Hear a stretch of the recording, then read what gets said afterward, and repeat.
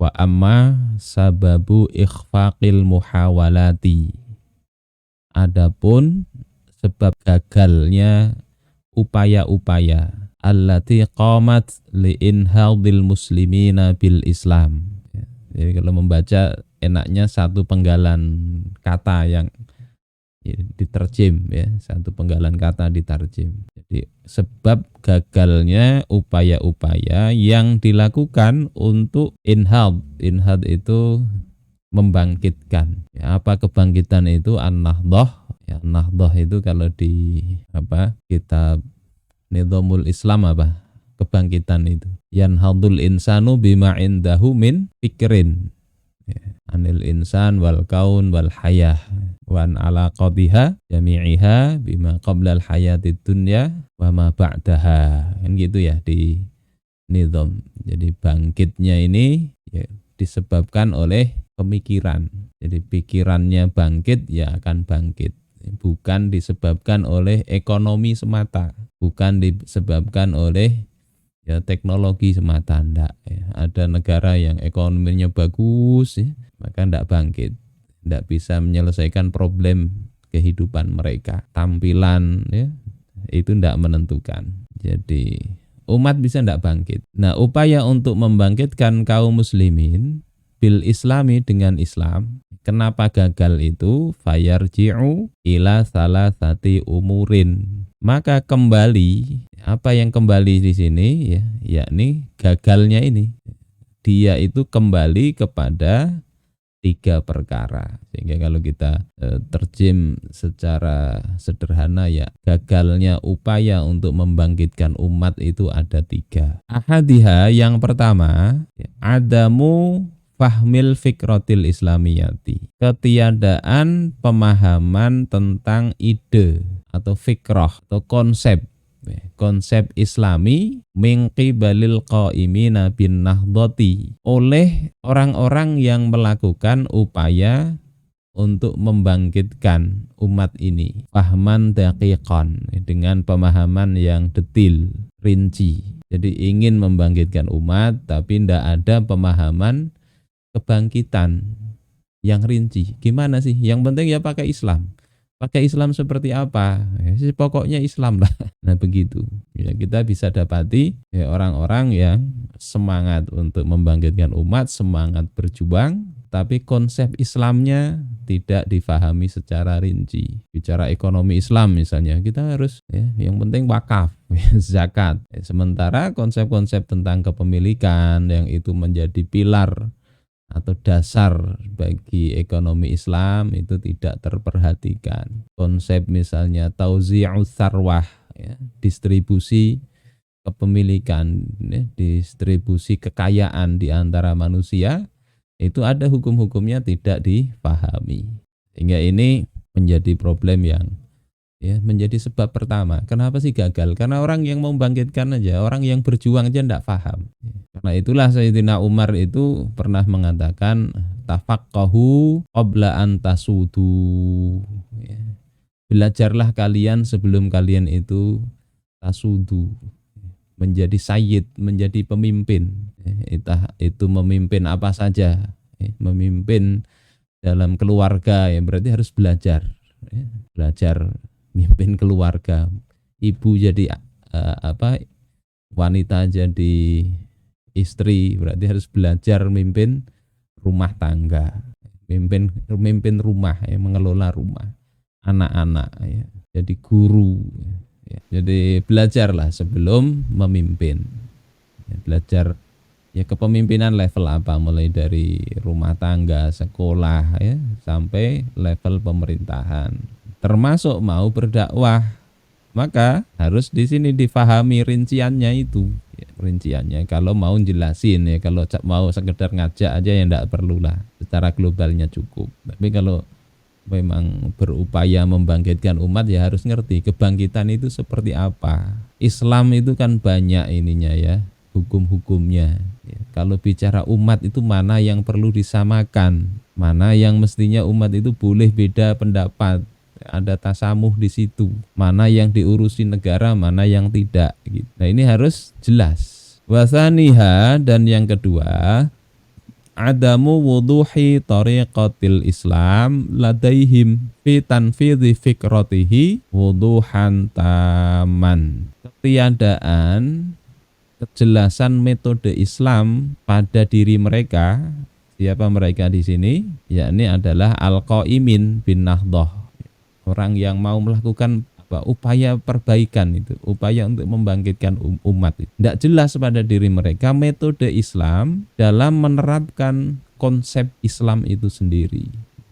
Dengan apa? Dengan kejelasan yang sempurna. Tidak jelas. Inginnya apa? Islam itu kalau misalnya sekolah ingin bikin pokoknya manusia yang beriman dan bertakwa kepada Tuhan yang Maha Esa gitu di dalam Undang-Undang Sisdiknas. Tapi rinciannya gimana? Metode membentuk itu bagaimana? Terus bagaimana agar masyarakatnya itu betul-betul bertakwa? Gimana caranya? Nah, ini yang tidak difahami. Metode Islamnya ya, bukan metode yang lain. Karena ada konsep Islam, ada metode Islam. Misalnya kalau ingin siswa peserta didik itu bertakwa, ya mestinya dipahamilah bagaimana metode Islam di dalam belajar. Ya, terus namanya ketakwaan itu kan nggak sekedar saat belajar, tetapi juga saat dia di masyarakat. Sehingga bagaimana kehidupan masyarakat itu, masyarakat yang bertakwa bagaimana? Dia tidak hanya di sekolah, dia sebagai manusia ada kaitannya dia dengan Allah Ta'ala.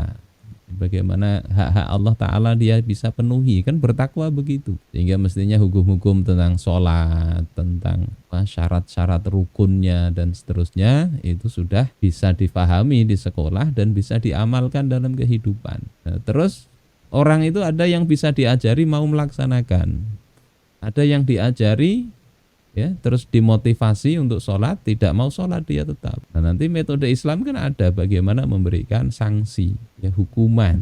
Nah, ketika metode seperti ini mulai mengajari, ya, taujih, ya, memberi arahan, terus itu saja yang dijadikan landasan, tetapi tidak dibarengi dengan kebijakan. Misalnya ada sanksi, ada menciptakan atmosfer atau suasana masyarakat yang taat kepada Allah itu tidak tidak ditata, ya, maka ya keinginan untuk menerapkan Islam bentuk orang yang bertakwa itu ya tidak akan kesampaian. Begitu juga ini ingin membangkitkan umat dengan Islam, konsep Islamnya sudah tidak jelas. Ketika sudah jelas pun bagaimana menerapkan itu? Hukum-hukum Islam yang ada itu di dalam Al-Quran As-Sunnah itu. Gimana supaya bisa terlaksana dalam kehidupan? Apa yang harus ada dalam kehidupan ini? Itu tidak terfikirkan. Pikirkan aja tidak, apalagi mengupayakan agar terwujud ya hukum-hukum Islam itu. Ini metode Islamnya tidak difahami secara wadih. Yang kedua. Kemudian yang ketiga, wasalisiha adamu robtihim al-fikratal islamiyata bit tariqatil islamiyati robton muhkaman. Tidak adanya, ya, tidak ada pada diri mereka itu untuk robtihim, mengaitkan, menghubungkan fikrah Islam dengan tariqah Islam, ya, antara konsep Islamnya dengan bagaimana thariqah itu kan bagaimana konsep itu bisa terlaksana. Ini tidak ada upaya untuk menghubungkan itu dengan robton muhkaman, dengan ikatan yang muhkam. Ini artinya solid, kompak, ya, muhkam. Kalau muhakkam itu artinya orang yang menjadi wasit, muhakkam. Ini muhkaman, ikatan yang kompak, yang solid, ghaira qabilin lil infisal. Ya, ghaira qabilin itu artinya apa? Tidak dapat. Qabil itu sebenarnya menerima, tidak menerima. Infisal itu pemisahan. Kalau diartikan bahasa Indonesia yang bagus, yang kompak, solid dan tidak terpisahkan gitu. Jadi ghaira qabilin lil infisal diterjemahkan aja tidak terpisahkan atau tidak dapat dipisahkan. Jangan diartikan tidak menerima pemisahan. Nanti agak kurang pas bahasa Indonesia itu. Ghairu qabil, tidak dapat gitu aja, tidak dapat. Misalnya keputusan ini tidak dapat dirubah. Nah, gimana itu bahasa Arabnya? Hadzal iqrar ghairu qabilin lit taghyir. Nah, ketetapan ini ya, tidak dapat diubah. Nanti baca kitab itu sambil diingat-ingat itu. Kayak ini min qabli. Ini min qabli atau min qibali. Ya, kalau min qabli itu sebelum, kalau min qibali itu oleh. Nah, ini hal seperti ini diingat. Nah, ini secara ringkas ya paragraf tentang sebab-sebab gagalnya upaya untuk membangkitkan umat itu begitu. Nah, paragraf berikutnya itu dirinci. Kan tadi pertama fikrah, konsepnya tidak jelas. Yang kedua, tidak ada thariqah yang wadih tadi.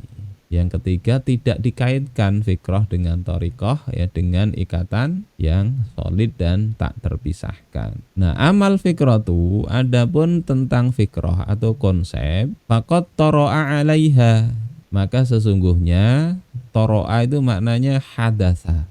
Hadasa ba'da alam yakun.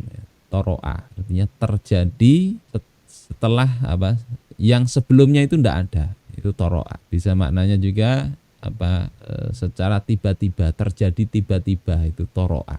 Intinya sebelumnya itu tidak ada. Faqad toro'a 'alaiha, maka sesungguhnya terjadi ya, padanya ya, pada fikrah ya, hanya ke fikrah, menimpa konsep, menimpa ide, menimpa pemikiran kaum muslimin itu min awamilit taghsyiyati.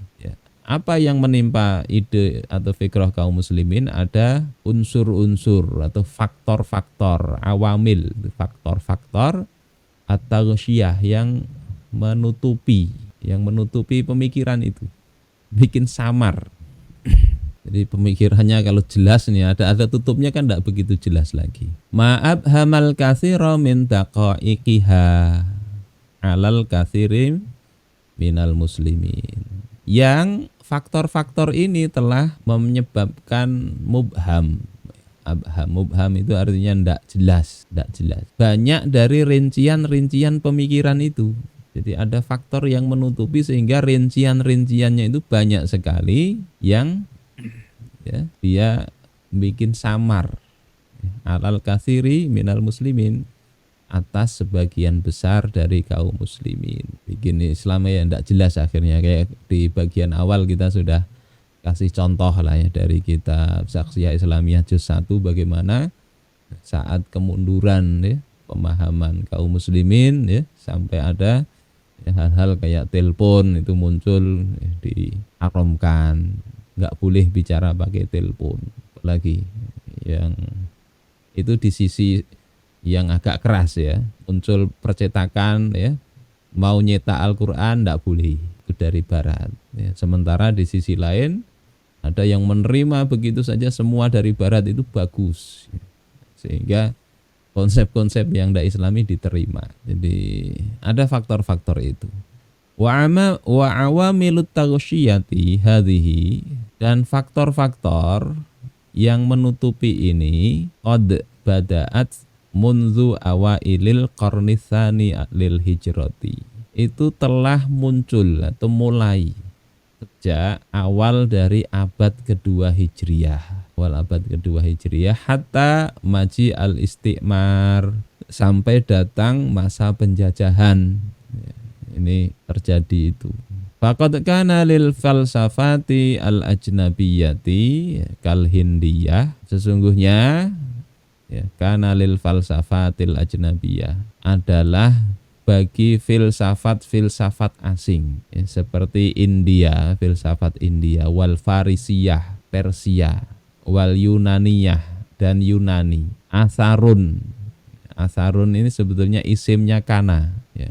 Kana ini jar majrur, ini khobar muqaddam, mubtada muakhar, ketemu kana sehingga ini khobarnya kana, ini asar ini sebagai isimnya kana. Jadi adalah bagi filsafat asing seperti filsafat India, Persia, Yunani, itu ada asar, ada pengaruh ala ba'dil muslimina, atas sebagian kaum muslimin terpengaruh filsafat itu, hamalahum ala irtikabi muhawalatin, yang menjadikan mereka untuk melakukan berbagai upaya, ya, muhawalat. Upaya apa? Litaufiqi bainal islami wa baina hadhil falsafat. Untuk mengkompromikan antara Islam dan antara filsafat-filsafat ini, ya, ini dikompromikan. Ya, lebih parah lagi ya sekarang ini kondisinya, sebagian sekuler liberal itu mengkompromikan Islam dengan seolah-olah dasar dari segala hal itu adalah hak asasi manusia, sehingga apa saja yang mereka anggap tidak sesuai dengan HAM Barat itu mereka akan upayakan untuk dikompromikan. Tentang waris misalnya itu begitu rupa diserang hukum waris itu. Tentang agama, ya, yang ada misalnya orang beda agama tidak mewarisi itu dianggap tidak sesuai dengan HAM, kemudian diserang. Apalagi nikah beda agama, yang muslimah menikahi orang non muslim, nah itu digugat dan disesuaikan. Lagi kena gender, wanita tidak boleh khutbah Jumat, itu digugat lagi. Itu pengaruh apa? Menganggap pikiran keadilan menurut Barat itu sebagai dasar, sehingga diupayakan nanti ada tafsir-tafsirnya itu, ya, sampai kayak homoseksual, LGBT, laki-laki kawin dengan laki-laki, dicari-cari pembenarannya. Warah sekarang ini. Ketemu dan ketemu itu. Ya, ketemu alasan-alasannya itu ketemu. Jadi ada muhawalat litaufiq bainal Islam wa baina hadhil falsafat. Upaya-upaya mengkompromikan antara Islam dan filsafat-filsafat ini. Ma'at tanaqudit tam bainaha wa bainal islami. Ya, padahal ada tanaqud. Tanaqud itu apa? Kontradiksi yang atam, sempurna antara filsafat tadi dengan Islam. Ya, nanti yang dibahas itu di antara filsafat itu tentang konsep ruh, kerohanian, yang itu kalau filsafat itu dari India, ya. Nanti kalau coraknya itu kan beda. Kalau filsafat India, Persia itu kan arahnya ke mistik, ya. Kalau Yunani ini arahnya ke rasional. Seperti misalnya kalau mau spiritualitasnya tinggi, ya ndak usah nikah. Nah, itu filsafat, ya, dari filsafat di luar Islam. Yang itu sejak awal Islam pun itu Rasul sudah mewanti-wanti. Ya, ada sebagian sahabat 10 orang itu yang mereka berjanji, ada yang tidak mau tidur, mau beribadah terus malam, ada yang tidak mau makan daging, ada yang tidak mau mendekati perempuan, mau membujang saja. Rasulullah kemudian marah sekali beliau itu, ya. Kemudian beliau katakan, aku itu orang yang paling bertakwa di antara kalian kepada Allah Ta'ala, tapi aku juga tidur, aku juga bangun, aku juga makan daging, aku juga menikahi wanita. Dan Rasulullah katakan, faman raghiba an sunnati falaysa minni. Siapa yang tidak senang dengan sunnahku bukan termasuk golonganku. Itu sekarang juga muncul kan orang-orang, ya, dari filsafat India itu begitu. Kalau mau bagus spiritualitasnya, tidak usah makan daging, jauhi perempuan, dalam artian tidak usah berhubungan seksual, tidak usah nikah. Nah, itu nanti makin tinggi nilai spiritualnya. Nikah itu hubungan seksual itu jorok, jelek betul, ya. Menurunkan spiritualitas. Nah, itu filsafat asing. Sebenarnya ya ketemu dalilnya. Ya, ketemu dalilnya. Fa'addat muhawalatut taufiqi hadhihi, maka upaya-upaya kompromi ini telah mengantarkan ila ta'wili wat tafsiri alladzi ab'ada ba'dul haqa'iqil islamiyah.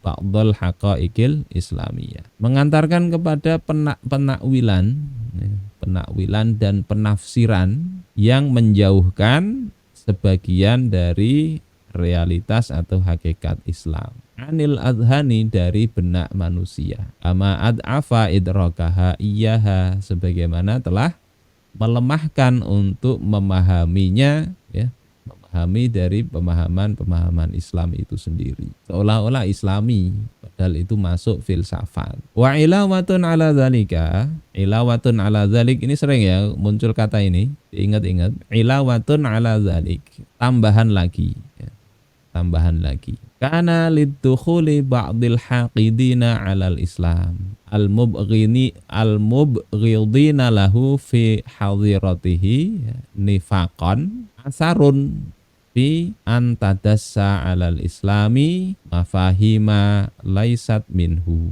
Ini kana dan saudara-saudaranya, mana ini isimnya kana, mana ini isimnya kana, ini nih asarun, kana asarun.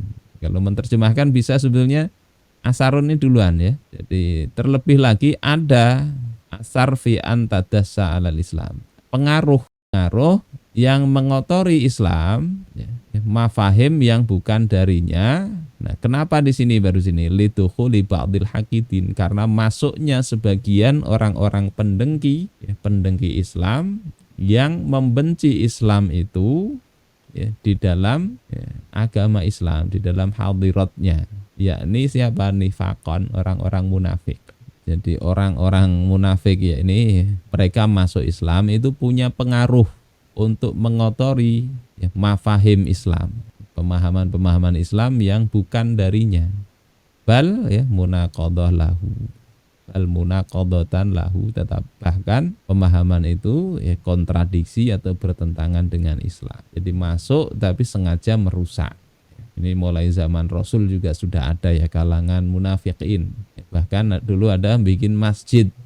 Masjid di Al-Quran disebut masjid dirar. Jadi masjid itu bagus, tapi kalau niatnya itu untuk merusak Islam, ya itu tidak bagus lagi. Orang ngaji itu bagus, tapi niatnya apa? Niatnya misalnya mau mencari celah, mencari cara untuk memburukkan Islam, juga enggak bagus. Waqad adda dzalika ila fahmil islami fahman maghluton. Dan ya, ini lihati fa'ilnya aja dulu kalau terjemahkan.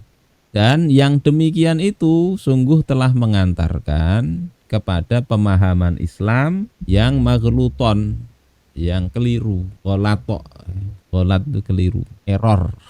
Pemahaman yang error. Inda katsirin minal muslimin, ya, pada banyak kaum muslimin. Salah paham akhirnya. Tsumma udhifa ila dzalik fil qarni sabi'il hijri. Kemudian ditambah kepada yang demikian itu pada abad ke-7 Hijriah, ihmalul lughatil arabiyyah fi hamlil Islam. Pengabaian bahasa Arab dalam mengemban Islam. Ini sudah kita bahas ya, bagaimana bahasa Arab itu sangat penting di dalam memahami Islam itu. Ini sudah muncul filsafat, ya, pemikirannya campur baur, kemudian ditambah, ya, dengan pengabaian bahasa Arab. Karena hadza, ya, kulluhu muadzanan, ya. Maka ini semua itu telah muadzanan, apa artinya? Muadzinan, enggak muadzin. Cari-cari di kamus gitu. Ya, muadzanan, muadzinan bisa juga ya. Muadzinan itu artinya nanti kita lihatlah salah cetak gitu. Karena hadza, ya, kulluhu muadzinan bi inhitatil muslimin. Ya, maka ini semua itu telah muadzinan, apa istilahnya? Adzana yu'adzinu, muadzin, menyampaikan, menyebarkan bisa juga, memaklumatkan, menyebarkan bisa juga ya. Bi'inhitatil muslimin, terhadap kemunduran kaum muslimin.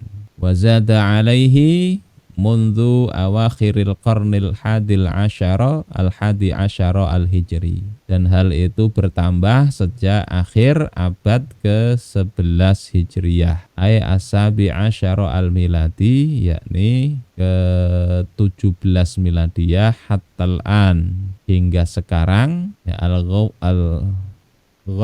al-ghazwus tsaqafi wa tabsyiri, yakni perang Tsaqafah, ya, dan tabsyir ini orientalis. Tsumma al-ghazwa siyasi minal maghrib, kemudian perang politik dari barat. Fakana doqsan ala ibalatin, adalah yang demikian itu doqsan. Doqsan itu mencampur adukkan, campur adukkan atau mengumpulkan, ala ibalah paket bisa juga ya. Jadi semua itu tergabung semuanya. Wa uqdatan jadidatan fi al-mujtama'il islami, dan itu menjadi simpul baru dalam masyarakat Islam, ya tudhafu ilal aqdis sabiqah, yang ditambahkan kepada simpul yang sebelumnya. Ibarat tali itu bundelan-bundelannya tambah banyak, ruwet gitu loh. Fakana lidzalika kullihi al-asarul fi'alu fi